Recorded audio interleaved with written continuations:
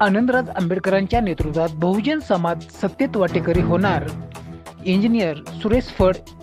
बहुजन समाजातील युवक आज मोठ्या संख्येने रिपब्लिकन सेनेत दाखल होत आहेत. कार्यकर्त्यांना सत्तेत वाटेकरी करण्याचा निर्धार रिपब्लिकन सेनेने केला असून शिवसेना शिंदे गट व रिपब्लिकन सेना युती ही बहुजन समाजाला सत्तेत बसवणार असल्याचे प्रतिपादन पश्चिम जिल्हाध्यक्ष इंजिनियर सुरेश फड यांनी केले. आज रिपब्लिकन सेना पक्षाचे महाराष्ट्र युवा प्रदेश अध्यक्ष किरण भाऊ घोंगडे यांच्या प्रमुख उपस्थित परभणी जिल्ह्यातील युवकांचा भव्य प्रवेश सोहळा सावली विश्रामगृह येथे संपन्न झाला. यावेळी उपस्थित कार्यकर्त्यांना मार्गदर्शन करताना ते बोलत होते. किरण भाऊ घोंगडे आपल्या मनोगतात म्हणाले की आजपर्यंत नेत्यांनी कार्यकर्त्याचा वापर केला. स्वतःच नेते खासदार आमदार मंत्री झाले, कार्यकर्ता उपेक्षित राहिला. परंतु आनंदराज आंबेडकरांच्या नेतृत्वात प्रत्येक कार्यकर्ता राजकीय क्षेत्रात सत्तेत बसणार असा विश्वास व्यक्त केला. या सोहळ्यात तरुण युवा नेतृत्व दीपक कांबळे यांची परभणी शहर उपाध्यक्षपदी नियुक्ती करण्यात आली.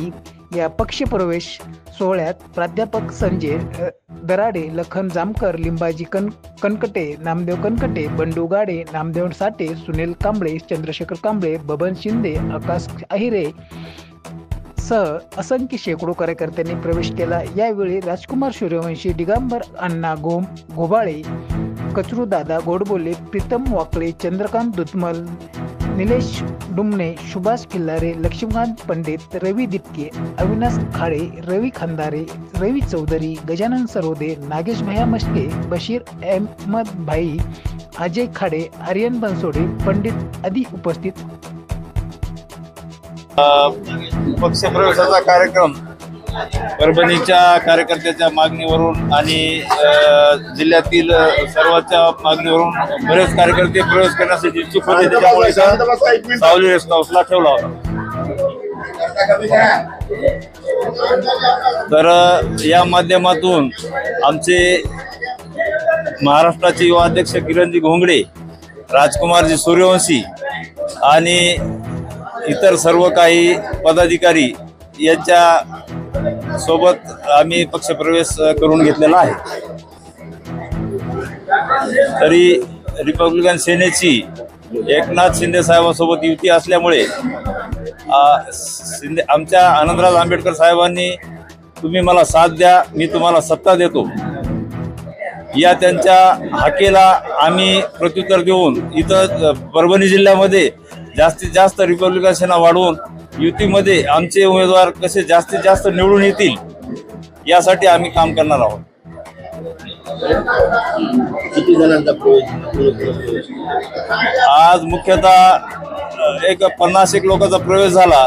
त्याच्यात काही वंचित आघाडीचे पदाधिकारी, इतर पक्षातले पदाधिकारी त्यांनी रिपब्लिकन सेनेची भूमिका आवडल्यामुळे आम्हाला फोन करून सांगितलं आणि इथं प्राध्यापक संजय दराडे, रिपब्लिकन सेनेचे तालुका अध्यक्ष रामदेवरावजी, इतर सर्व बऱ्याच पदाधिकाऱ्यांनी प्रवेश केलेला आहे.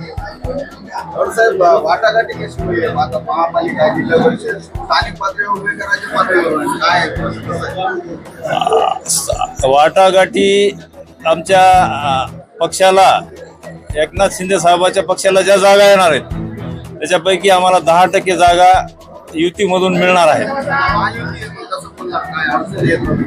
शिंदे साहेबांच्या हिश्श्याला जे येणार आहे त्याच्यातून आम्हाला 10% देणार.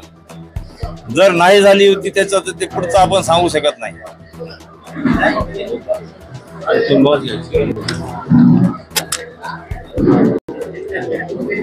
आज परभणी शहरातील सावली विश्रामगृहामध्ये रिपब्लिकन सेनेची अतिशय महत्त्वपूर्ण बैठक या ठिकाणी संपन्न झाली.